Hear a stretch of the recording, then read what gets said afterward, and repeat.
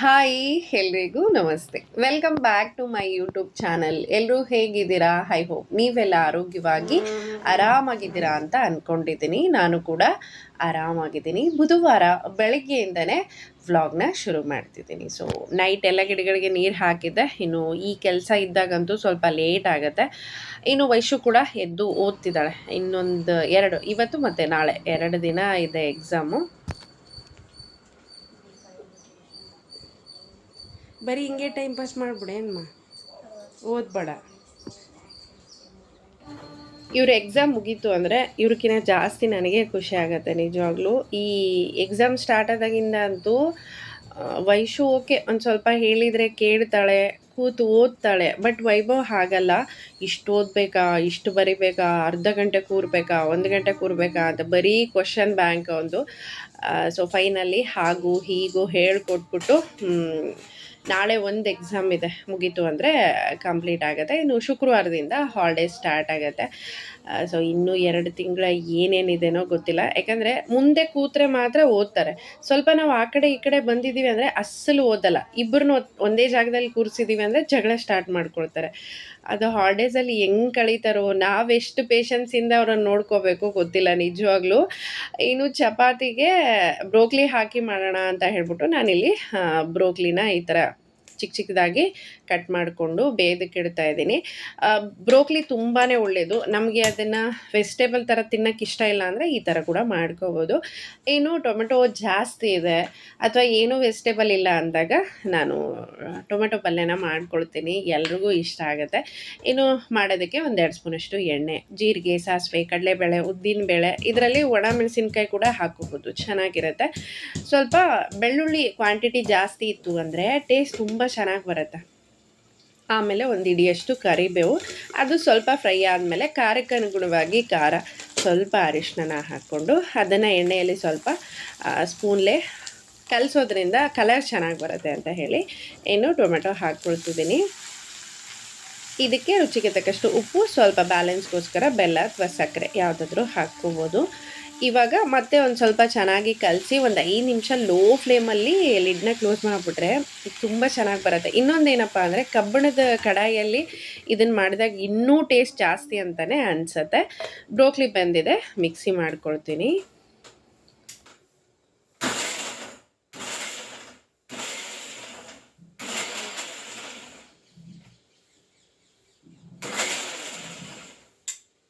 ಬ್ರೋಕ್ಲಿನ ಈ ಥರ ಕೂಡ ನಾವು ಬಳಸ್ಬೋದು, ತುಂಬ ಚೆನ್ನಾಗಿ ಬರುತ್ತೆ. ಚಪಾತಿ ಟೇಸ್ಟ್ ಕೂಡ ಅಷ್ಟೇ ತುಂಬಾ ಚೆನ್ನಾಗಿರುತ್ತೆ. ಖಂಡಿತ ಒಂದು ಸಲ ಟ್ರೈ ಮಾಡಿ ನೋಡಿ. ಇನ್ನು ನಾನಿಲ್ಲಿ ಅದನ್ನು ಫಸ್ಟ್ ಕಲಿಸ್ಕೊಂಡು ಬೇಕಿದ್ದಷ್ಟು ನೀರನ್ನು ಹಾಕಿ ಚೆನ್ನಾಗಿ ಹಿಟ್ಟನ್ನು ಕಲಸಿ ಮೇಲೆ ಸ್ವಲ್ಪ ಎಣ್ಣೆನ ಹಚ್ಚಿ ಚಪಾತಿ ತುಂಬ ಸಾಫ್ಟಾಗಿ ಬರುತ್ತೆ ನೋಡಿ. ಇದೆಲ್ಲ ಬೆಂದಿದೆ. ಇವಾಗ ಇದನ್ನು ಇನ್ನೊಂದು ಸ್ವಲ್ಪ ಕಲಿಸ್ಬಿಟ್ಟು ನಾನು ಶೇಂಗಾ ಪುಡಿನ ಸೇರಿಸ್ಕೊಳ್ತಿದ್ದೀನಿ. ಇದು ಕೂಡ ಅಷ್ಟೇ ಟೇಸ್ಟ್ ತುಂಬ ಚೆನ್ನಾಗಿ ಬರುತ್ತೆ ಹಾಕೋದ್ರಿಂದ. ಇವಾಗ ಒಂದು ಸ್ವಲ್ಪ ಮಿಕ್ಸ್ ಮಾಡಿ 1-2 ನಿಮಿಷ ಲಿಡ್ನ ಕ್ಲೋಸ್ ಮಾಡ್ತಿದ್ದೀನಿ.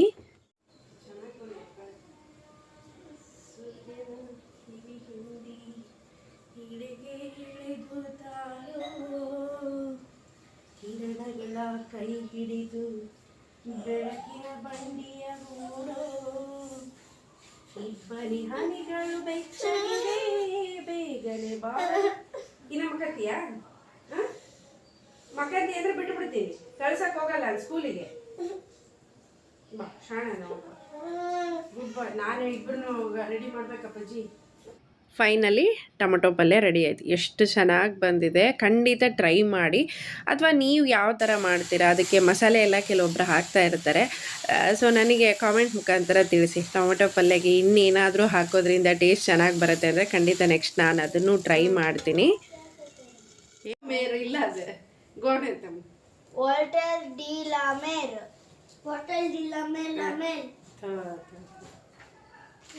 ಆರ್.ಎಲ್. ಸ್ಟೀವನ್ಸನ್.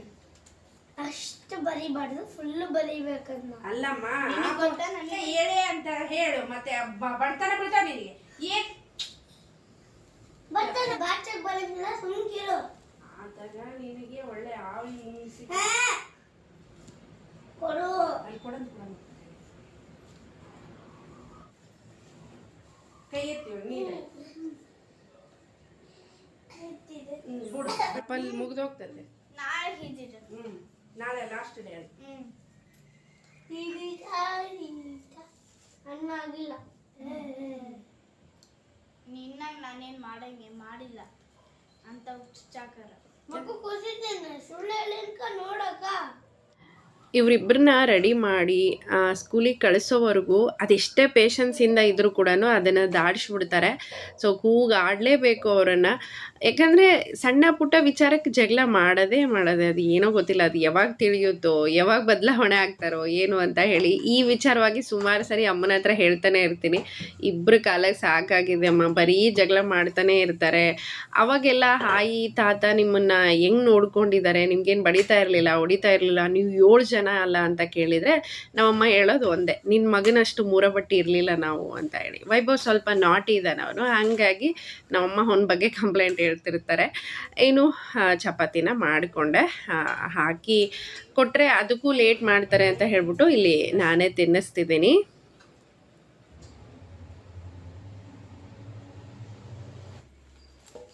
ಎಲ್ಲ ಶೀಟ್ ಇಟ್ಕೊಂಡಿಯಾ, ರೇಸರ್ ಶಾರ್ಪ್ನರ್ ಇಲ್ಲ ಬೇಡ ಬೇಡಮ್ಮ, ಸ್ಕೇಲಿಂದ ಮಾಡ್ಕೊಂತೀನಿ. ಸ್ಕೇಲಿಂದ ಹೆಂಗೋ ಮಾಡ್ತಿದ್ದಿ? ಮಾಡ್ತೀನಿ, ನನಗೆ ಟ್ರಿಕ್ ಗೊತ್ತು. ಟ್ರಿಕ್ ಸರ್ಕ ಕಡೆ ಅಲ್ಲ ಪಜಿ, ಆಕ್ಟಿಂಗ್ ಬೇಸ್ ಆಗುತ್ತಾನೆ. ನೀನ್ ಏನೇನೋ ಮಾಡ್ತಂತ ಹೇಳ್ತಿ, ದಿನ ಒಂದು ಕಳ್ಕೊಂಬರದಲ್ಲ. ಎಲ್ಲ ಶಾರ್ಪ್ ಮಾಡಿ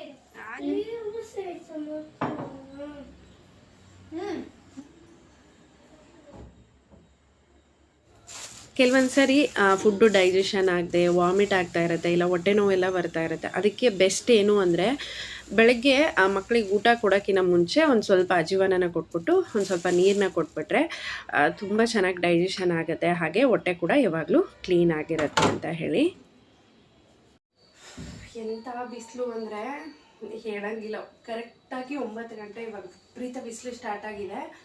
ಸೊ ನಾನಿವಾಗ ಬೇಗ ಚಪಾತಿನ ಮುಗಿಸಿ ಮತ್ತೆ ಬ್ಲಾಗ್ನ ಕಂಟಿನ್ಯೂ ಮಾಡ್ತೀನಿ. ಖಂಡಿತ ಬ್ರೋಕ್ಲಿನ ಹಾಕಿ ಚಪಾತಿನ ಮಾಡಿ, ಟೇಸ್ಟ್ ಅಂತೂ ತುಂಬಾ ಚೆನ್ನಾಗಿರುತ್ತೆ, ಆರೋಗ್ಯಕ್ಕೂ ತುಂಬ ಒಳ್ಳೆಯದು. ಇನ್ನು ನಾನು ಕೂಡ ಟಿಫನ್ ಮಾಡೋಣ ಅಂತ ಹೇಳ್ಬಿಟ್ಟು ಪ್ಲೇಟಲ್ಲಿ ಹಾಕ್ಕೊಂಡಿದ್ದೀನಿ.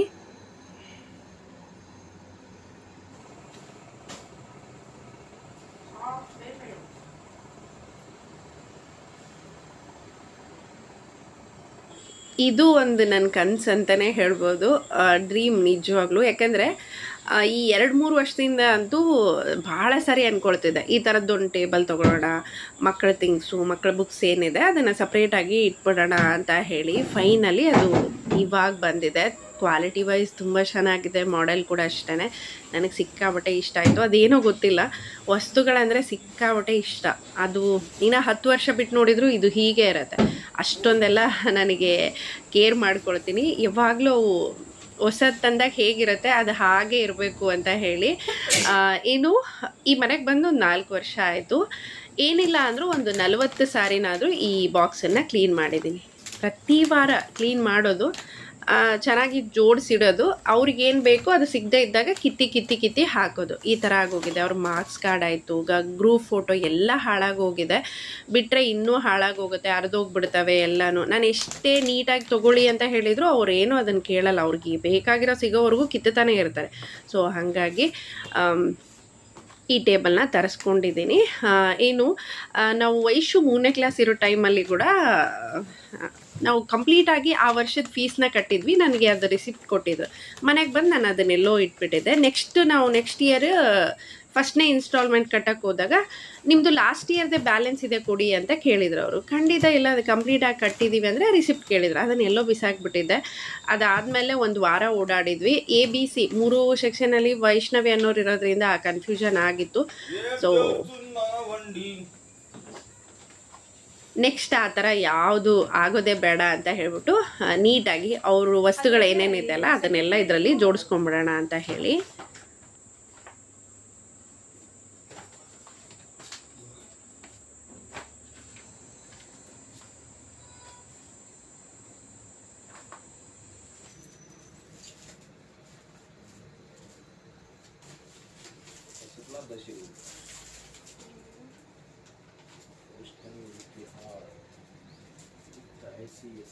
ಟ್ಯೂಷನ್ ನೋಟ್ಸ್ ಅದು ಬರಕ್ ಬರಲ್ಲ ಅಂತ ಯೂಸ್ ಮಾಡಕ್ಕ ನೋಟ್ಬುಕ್ ಟೆಕ್ಸ್ಟ್ ಬುಕ್ ಆಲೇ ಅವರು ಸ್ಕೂಲಿನೂ ಬೇರೆನೇ ಇರ್ತಾವ ನೋಡಿ ತ್ರಿಪಟ್ರಿ ಅಂತೇಳಿ ಅವನಷ್ಟೇ ಒಂದು ಸೈಡ್ ಇಡು ಇದು ತುಂಬಾ ಇದೆ ಮಾರ್ಚ್ 6 ಮಾರ್ಚ್ 13 ಫೆಬ್ರವರಿ 6 ಕೆಳಗೆ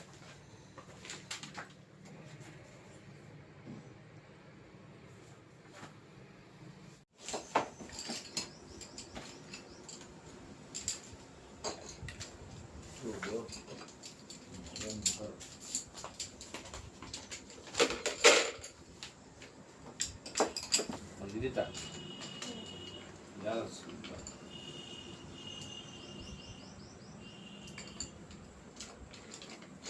ಪೆನ್ಸಿಲು ಎರೇಸರು ಈ ಥರ ಬಾಕ್ಸಲ್ಲಿ ಹಾಕಿಟ್ಟಿದ್ದೀನಿ. ಇನ್ನು ಪ್ರತಿ ವಾರ ವೈಶುಗೆ ಹೆಂಗೆ ವರ್ಡ್ ಬರುತ್ತೆ. ಸೊ ಆಲ್ರೆಡಿ ಒಂದು ಹತ್ರ ಒಂದು 5-6 ತಿಂಗಳಾಯ್ತೇನೋ ರೆಗ್ಯುಲರ್ ಆಗಿ ತರಿಸ್ತಿದ್ದೀವಿ. ಸೊ ಅವಳದು ಕೂಡ ಎಲ್ಲನೂ ಎತ್ತಿಟ್ಟಿದ್ದೀನಿ. ವೈಭವಂದು ವೈಶುದು 3rd ಮತ್ತು 4th ಎರಡ್ರದ್ದು ಇದೆ. ವೈಭವ್ ಭಾಳ ಬೇಗ ಹಾಳು ಮಾಡ್ಕೊಂಡ್ಬಿಡ್ತಾನೆ, ಅವ್ನು ಇಟ್ಕೊಳ್ಳೋಂಗಿಲ್ಲ. ಸೊ ಅವ್ನು ಮಾತ್ರ ಒಂದಿದೆ. ಫೈನಲ್ ಆಗಿ ಬೇಕಿರೋ ಬುಕ್ಸ್ಗಳನ್ನೆಲ್ಲ ಈ ಥರ ಜೋಡಿಸಿದ್ದೀನಿ. ಇನ್ನು ಈ ಬಾಕ್ಸ್ ಖಾಲಿ ಆಯ್ತಲ್ವ, ನಂದು ವ್ಯಾಕ್ಯೂಮ್ ಕ್ಲೀನರ್ ಇದೆ. ಸೊ ಅದರಲ್ಲಿ ಅದನ್ನು ಇಟ್ಕೊಂಡ್ಬಿಡೋಣ ಅಂತ ಹೇಳಿ. ಇನ್ನು ಬೇಸಿಗೆ ಬಂತಲ್ಲ, ವೈಶು ಕಂಪಲ್ಸರಿ ಎಳ್ನೀರನ್ನ ಕೊಡಬೇಕು. ಅವಳು ಸ್ವಲ್ಪ ಜಾಸ್ತಿ ಹೀಟ್ ಇರೋದ್ರಿಂದ, ಹಾಗಾಗಿ ಇವತ್ತು ಬರ್ತಾ ಎಳ್ನೀರು ಕೂಡ ತೊಗೊಂಡು ಬಂದಿದ್ರು. ಸ್ವಲ್ಪನೇ ಆಟದ ಸಾಮಾನು ಇದ್ದಿದ್ದು. ಆಲ್ಮೋಸ್ಟ್ ಇತ್ತೀಚೆಗೆ ಮನೇಲಿ ಯಾವ ಆಟ ಸಾಮಾನು ತೊಗೊಂಡು ಆಟ ಆಡೋದೇ ಇಲ್ಲ. ಹೊರಗಡೆ ಸೈಕಲ್ಲು ಮತ್ತು ಹೊರಗಡೆನೇ ಆಟ ಆಡ್ತಾ ಇರ್ತಾರೆ, ಕ್ರಿಕೆಟ್ ಆಡ್ತಾರೆ. ಸೊ ಇರೋದನ್ನೇ ನಾನು ಆ ಟೇಬಲಲ್ಲಿ ಇಟ್ಟಿದ್ದೀನಿ. ಹಾಗೆ ಈರುಳ್ಳಿ ಕೂಡ ಸ್ವಲ್ಪ ಗಲೀಜಾಗಿತ್ತು, ಅದನ್ನು ಕ್ಲೀನ್ ಮಾಡ್ಕೊಳ್ತಿದ್ದೀನಿ.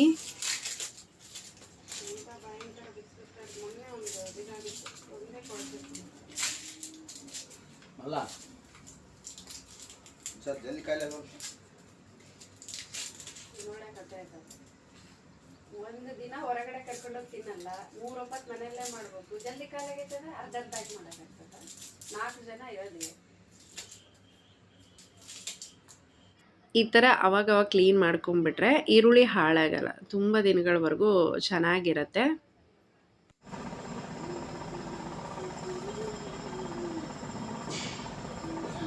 ಚಳಿಗಾಲ ಮಳೆಗಾಲದಲ್ಲಿ ವಾರಕ್ಕೆ 1 ಸರಿ ಈ ಕೆಲಸ ಇರೋದು. ಈ ಬೇಸಿಗೆ ಮುಗಿಯೋವರೆಗೂ ವಾರದಲ್ಲಿ 2 ಸರಿ ಈ ಕೆಲಸ ಇರುತ್ತೆ. ಕಂಪಲ್ಸರಿ ನೈಟ್ ನೀರು ಹಾಕೋದು, ಬೆಳಗ್ಗೆ ಅದನ್ನು ಕ್ಲೀನ್ ಮಾಡ್ಕೊಳ್ಳೋದು. ತುಂಬ ಪೇಷನ್ಸಿಂದ ಕೆಲಸನ ಮಾಡ್ಕೋಬೇಕು.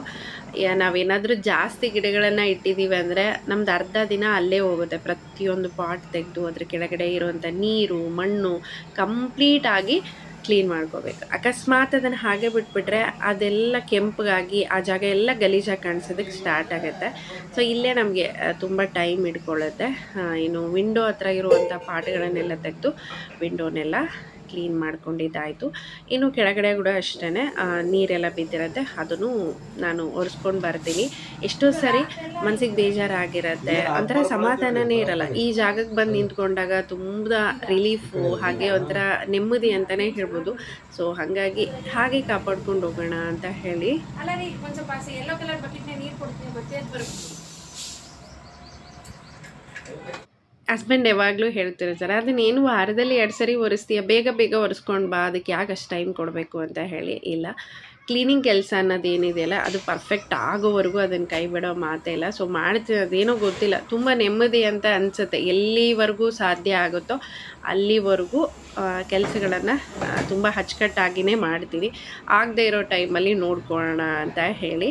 ಸೊ ಫೈನಲ್ಲಿ ಬಾಲ್ಕನಿ ಕ್ಲೀನಿಂಗ್ ಅನ್ನೋದು ಕಂಪ್ಲೀಟ್ ಆಯಿತು. ಇನ್ನು ಈ ರೂಮೆಲ್ಲ ಕ್ಲೀನ್ ಮಾಡ್ಕೊಳ್ತೀನಿ. ಬುಕ್ ಜೋಡಿಸೋದೆಲ್ಲ ಕಂಪ್ಲೀಟ್ ಆಯ್ತಲ್ವ. ಸೊ ಕ್ಲೀನಿಂಗ್ ಮಾಡ್ಕೊಂಬಿಟ್ರೆ ಮುಗ್ದೋಗ್ಬಿಡುತ್ತೆ ಕೆಲಸ ಅಂತ ಹೇಳಿ.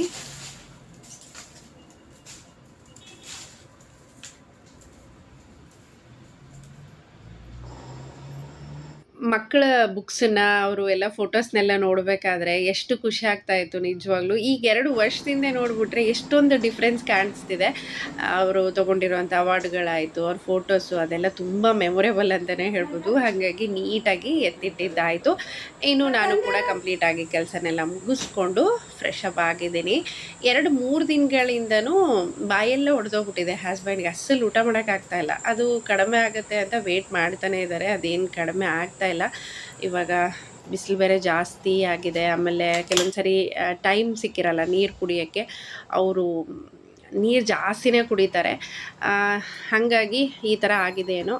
ಸ್ವಲ್ಪ ಎಳ್ನೀರು ಕೊಡೋಣ ಅಂತ ಹೇಳ್ಬಿಟ್ಟು ಅದರಲ್ಲಿ ಸ್ವಲ್ಪ ನಿಂಬೆ ರಸನ ಹಾಕಿ ಎಳ್ನೀರನ್ನ ಕೊಡ್ತಿದ್ದೀನಿ.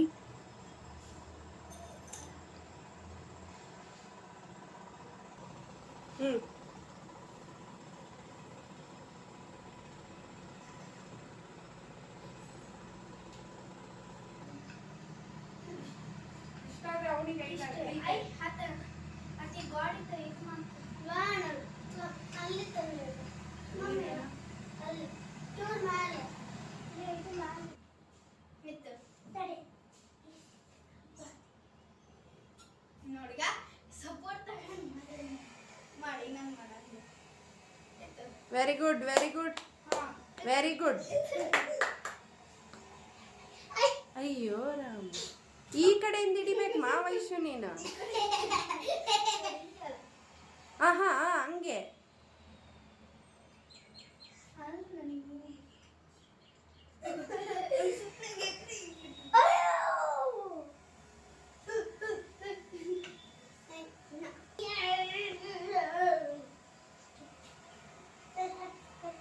ಇವಾಗ ಎತ್ತಪ್ಪ ನೀನ್ ಮಾಡಿ ಎತ್ತಪ್ಪ ಎತ್ತಪ್ಪ. Very good Vaibhav.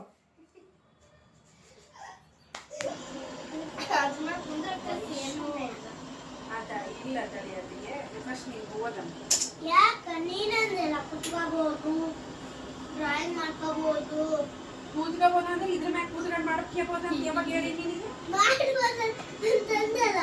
ಈಗ ಅದಕ್ಕೆ ತರ್ಸಿ ಬುಕ್ಸ್ ಇಡಾಕ ಬುಕ್ಸ್ ಇಡಕ್ಕೆಲ್ಲ ಅಂತಂದು ಆಮೇಲೆ ಇಲ್ಲಿ ಮೇಲೆ ಏನ್ ಇಡಕ್ ಅಂತ ಹೇಳಿದ್ ನಾನು. ಮೇಲೆ ಕುತ್ಕೋಬಹುದು, ಮೇಲೆ ಕುತ್ಕೋಬಹುದು, ಮೇಲೆ ಪಾಟ್ಸ್ ಇಡ್ಬೋದು, ಅದಿಡ್ಬೋದು, ಕುತ್ಕೋಬಹುದು ಅಂತಂದು. ಕೂತ್ಕೋಬೋದು ಬಗ್ಗೆ ಮಾತಾಡಿಲ್ಲ, ಬರೀ ಓನ್ಲಿ ಪಾರ್ಟ್ಸ್ ಇಡ್ಬೋದು ಅಂತ ಅಷ್ಟೇ ಹೇಳಿದ್ ನಾನು. ಅದ್ರ ಮೇಲೆ ಇದಾಗ್ಬೇಕು ಮಕ್ಕಳು. ವೈಭವ್ ಗ್ರೀನ್ ಕಲರ್ ಬ್ಯಾಗ್ ಇತ್ತಲ್ಲ ಅದಾಗಿತ್ತು. ನಾನು ಅವಾಗಿಂದ ನನ್ ಮಾಡ್ಕೊತಿದ್ದೀನಿ.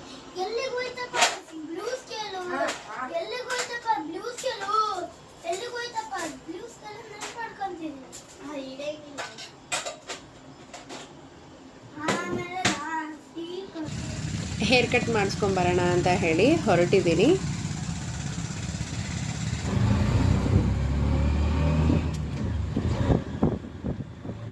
ಲಾಸ್ಟ್ ಅಕ್ಟೋಬರಲ್ಲಿ ಮಾಡಿಸ್ಕೊಂಡಿದ್ದು. ಸೊ ಮಾಡಿಸ್ಕೊಳ್ಳೋದ ಬ್ಯಾಡ್ ಅಂತ 50-50 ಇತ್ತು. ಈ ಶೆಕೆಗೆ ಇನ್ಮೇಲೆ ಅಂತೂ ಕೇರ್ ಮಾಡೋಕ್ಕಾಗಲ್ಲ. ಈ ವಾರ್ಲಿಂದ ಅಂತೂ ತುಂಬಾ ಹೇರ್ ಫಾಲ್ಸ್ ಕಾಣಿಸ್ತಾ ಇತ್ತು ನನಗೆ. ಹಾಗಾಗಿ ಇವತ್ತು ಮಾಡಿಸ್ಕೊಂಬಿಡೋಣ ಅಂತ ಹೇಳಿ ಬಂದಿದ್ದೀನಿ. ಲಾಸ್ಟ್ ಟೈಮ್ ಕೂಡ ಇಲ್ಲೇ ಮಾಡಿಸಿದ್ದೆ, ತುಂಬ ಚೆನ್ನಾಗಿ ಮಾಡಿದರು. ಸೊ ಇವತ್ತು ಇಲ್ಲೇ ಬಂದಿದ್ದೀನಿ. ಬಟ್ ಏನು ಅಂದರೆ ಹೇರ್ ಕಟ್ ಮಾಡ್ತಾರೆ, ಸೆಟ್ ಮಾಡೋದಕ್ಕೆ ಕರೆಂಟೇ ಇಲ್ಲ ಇಲ್ಲಿ. ಅವ್ರಿಗೆ ಕನ್ನಡ ಬರಲ್ಲ, ನನಗೆ ಹಿಂದಿ ಬರಲ್ಲ. ಅಯ್ಯೋ ದೇವ್ರೆ, ಹೇಳಂಗಿಲ್ಲ. ನಾನೊಂದು ಹೇಳೋ ಅವರೊಂದು ಮಾಡು. ಫೈನಲಿ ಹೇರ್ ಕಟ್ ಮುಗೀತು.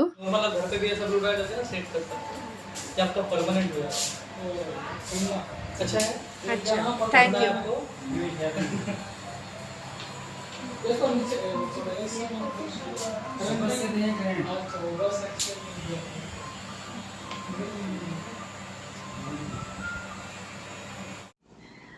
ಐದು ತಿಂಗಳ ಇಲ್ಲ 6 ತಿಂಗಳಿಗೆ ಒಂದು ಸರಿನಾದರೂ ಕಂಪಲ್ಸರಿ ಮಾಡಿಸ್ಕೊಳ್ತೀನಿ. ಯಾಕಂದರೆ ನನ್ನ ಕೈಯಿಂದ ಹೇರ್ನ ಕೇರ್ ಮಾಡ್ಕೊಳಕ್ಕಾಗಲ್ಲ, ತಲೆಗೆ ಏನೂ ಅಪ್ಲೈ ಮಾಡ್ಕೊಳಕ್ಕಾಗಲ್ಲ. ಇತ್ತೀಚೆಗೆ ಮೆಹಂದಿ ಕೂಡ ಹಾಕ್ತಾ ಇಲ್ಲ ನಾನು. ಹಾಗಾಗಿ ಸೊ ಆದಷ್ಟು ಶಾರ್ಟ್ ಇದ್ದಷ್ಟು ಮೇಂಟೆನೆನ್ಸ್ ಈಸಿ ಆಗುತ್ತೆ ಅಂತ ಹೇಳಿ. ಇನ್ನು ವಾರದಲ್ಲಿ ಒಂದು 2-3 ಸರಿ ತಲೆ ತೊಗೊಳಕ್ಕೂ ಆಗಲ್ಲ ನನಗೆ. ಹಾಗಾಗಿ ನನಗೆ ಯಾವ್ದು ಕಂಫರ್ಟಬಲ್ ಇರುತ್ತೆ ಆ ಥರ ಮಾಡ್ತಿದ್ದೀನಿ. ಸೊ ಸುಮಾರು ಒಂದು 12 ವರ್ಷದಿಂದ ಇದೇ ಹೇರ್ ಕಟ್ನ ಮಾಡಿಸ್ಕೊಳ್ತಿದ್ದೀನಿ. ಲೇಯರ್ ಕಟ್ಟಿದ್ದು ಇದು ಬಿಟ್ಟು ಬೇರೆ ಯಾವುದನ್ನು ಇಲ್ಲಿವರೆಗೂ ನಾನು ಟ್ರೈ ಮಾಡಿಲ್ಲ.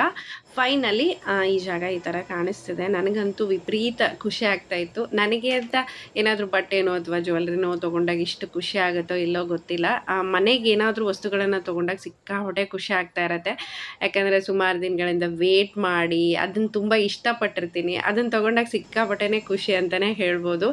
ಸೊ ಅದನ್ನು ಅಷ್ಟೇ ನಾನು ಚೆನ್ನಾಗಿ ನೋಡ್ಕೊಳ್ತೀನಿ. ಅದೇನೋ ಗೊತ್ತಿಲ್ಲ, ನನಗಿನ್ನ ಜಾಸ್ತಿ ನನಗೆ ಮನೆ ಮೇಲೇ ಪ್ರೀತಿ. ಹಾಗಾಗಿ ಮನೆಯಲ್ಲಿ ಪ್ರತಿಯೊಂದು ತುಂಬ ಚೆನ್ನಾಗಿರಬೇಕು, ತುಂಬ ಚೆನ್ನಾಗಿ ಕಾಣಬೇಕು ಅಂತಲೇ ಯಾವಾಗಲೂ ಅನ್ನಿಸ್ತಾ ಇರತ್ತೆ. ಫೈನಲಿ ಇವತ್ತಿನ ಈ ನನ್ನ ವ್ಲಾಗು ನಿಮಗೆಲ್ಲ ಇಷ್ಟ ಆಗಿದೆ ಅಂತಲೇ ಅಂದ್ಕೊಳ್ತೀನಿ. ಇನ್ನು ಯಾರ್ಯಾರೆಲ್ಲ ನನ್ನ ಚಾನಲ್ನ ಸಬ್ಸ್ಕ್ರೈಬ್ ಮಾಡದೆ ನೋಡ್ತಿದ್ದೀರಾ, ಪ್ಲೀಸ್ ಸಬ್ಸ್ಕ್ರೈಬ್ ಮಾಡಿ, ಹಾಗೆ ಲೈಕ್ ಮಾಡಿ, ಕಾಮೆಂಟ್ ಮಾಡಿ, ನಿಮ್ಮ ಫ್ರೆಂಡ್ಸ್ ಆ್ಯಂಡ್ ಫ್ಯಾಮ್ಲಿಗೆ ಶೇರ್ ಮಾಡಿ. ಸಿಗೋಣ ಮುಂದಿನ ವಿಡಿಯೋದಲ್ಲಿ. ಟೋಟಲ್